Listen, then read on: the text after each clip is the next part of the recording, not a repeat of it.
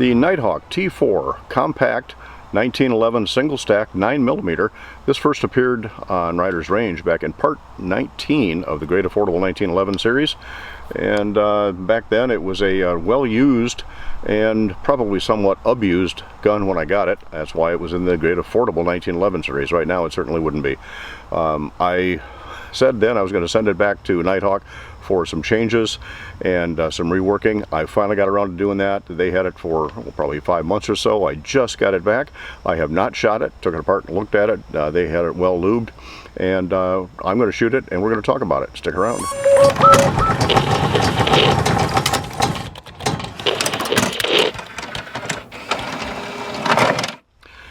Thanks for dropping in while we take a look at my newly refinished Nighthawk T4. I set this back to have several things done to it. If you remember the concern I had back in fact, go back and take a look at it. We'll post it probably somewhere up here, part 19 of the Great Affordable 1911 series. One complaint I had was that the grip heel was just plain squared off, and I really like the fact that we also looked at a Dan Wesson ECO, actually a couple of them in that series, had a slightly rounded mainspring heel. So I set this back to Nighthawk saying, please round off the mainspring heel. And this also had a lot of sharp edges on it. So I said, please give me just a mild, not a super rounded carry melt, but I want all the edges knocked off. So let's see exactly what they did.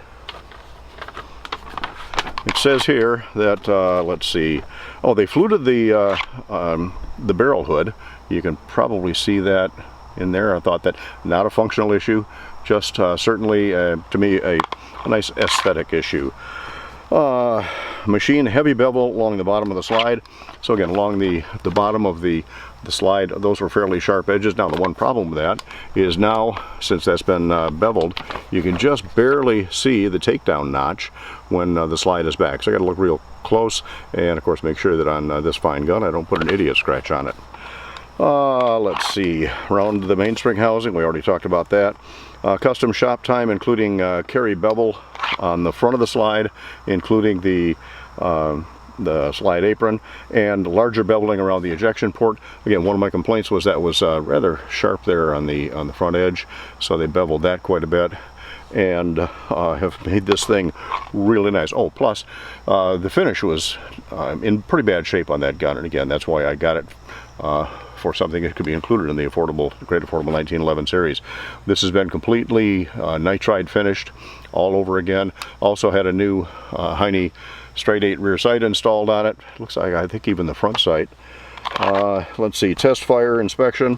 One complaint I had also was that the trigger was, to me, too light to be carried. It was a sub 2-pound trigger.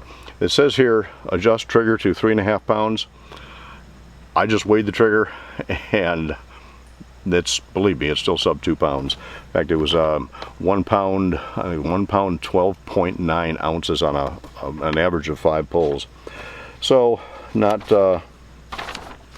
still not necessarily a carry gun. Oh, one other thing that I did have done on this was really slim aluminum Nighthawk grips. It had just some plain generic grips on it before, Nighthawk type grips, but I just like the looks of these. So a little pricey, but definitely like the looks, like the feel, and we're going to see how it works. And I'm guessing from the test target, it was fired with 115 and 124 grain ammunition on August 12th, that from that test target, I'm sure I can't duplicate it. This was probably fired from a bench rest. I'm not going to do that. I'm going to fire standing offhand, which is how we do all my shooting. So stick around. We're going to get the first shots out of this revised Nighthawk T4. Got a 3-inch target down there at 15 yards. I've got 8 rounds of my 124 grain hand-loaded ammunition loaded up in here. And let's see if my ammo will do justice to this Nighthawk T4. By the way, it's a Wilson Combat magazine. And let's see how it runs. First shots of the revised T4.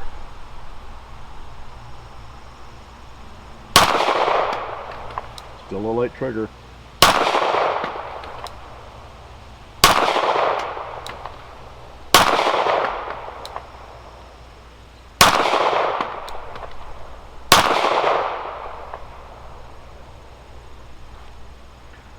All right, that is scattered all over the place. I'm going to say that's me and my hand loads, and also there is a failure to extract on this. And let's see if I can clear this on camera.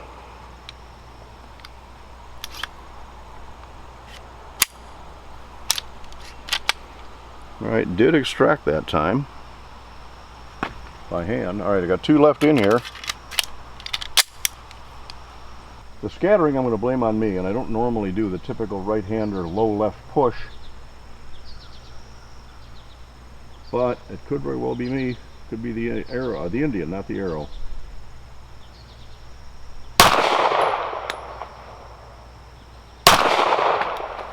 Final 2 shots. We're going to try this with some factory ammo and see if that works any better. I'm going to get down and mark those and try it again. Well, they're all in the paper. I don't like them that loose, but again, I'm going to blame that right now on the Indian, not the arrow. I'm going to put some 124 grain factory Federal through this and just see how it works. Same target at 15 yards.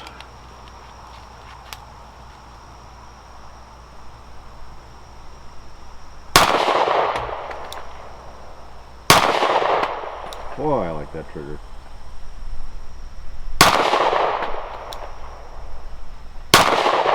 Felt like I pulled that one high left.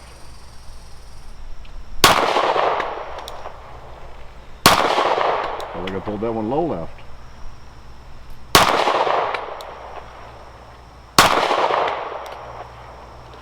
Alright, they all ran. No failures. That is a light, very, very nice trigger, but hey, it's a Nighthawk. Alright, I'm going to go down and check those and see if it's worthwhile to do some more testing at the plates. Stick around. I've done enough shooting over the last, I won't say how many years, but lots of years.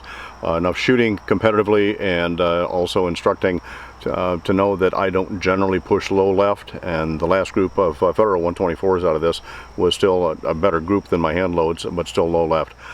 I'm going to try it off the bench just to see if it does any better for me. And again, the Nighthawk test target was right on at 12 yards. So again, I'm still blaming the Indian, not the arrow. But let's try 8 more rounds of the Federal 124 grain factory ammunition at that fresh 3-ounce bullseye at 15 yards and see what happens. All right, again, 8 rounds of 124 grain Federal factory out of a Wilson mag, 15 yards. See if I can do better with this Nighthawk than I did before.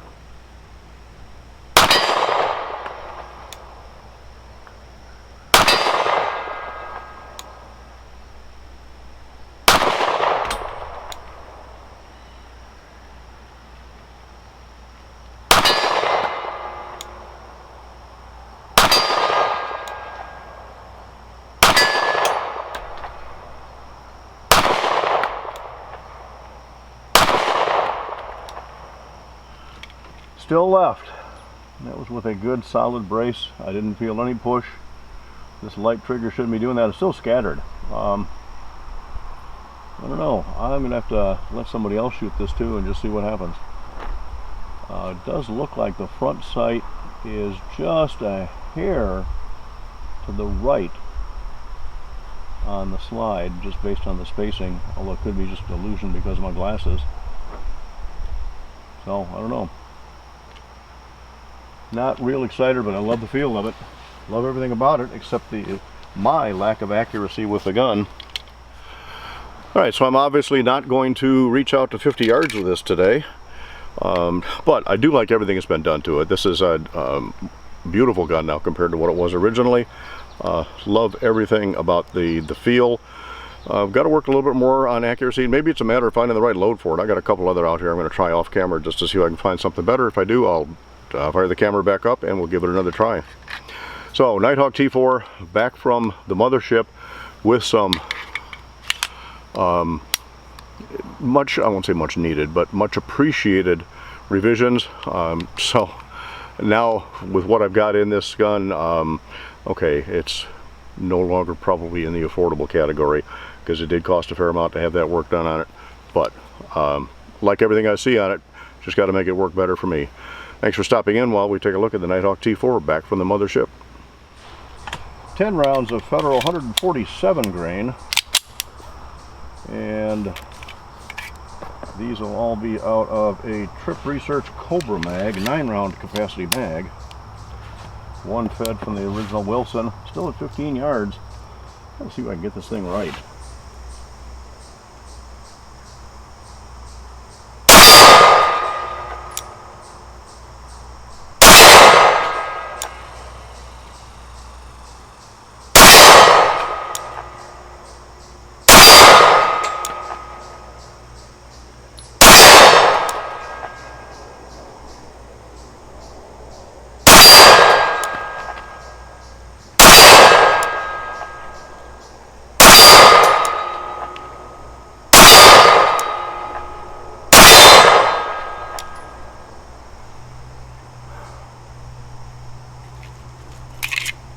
Alright, let's go take a look at those.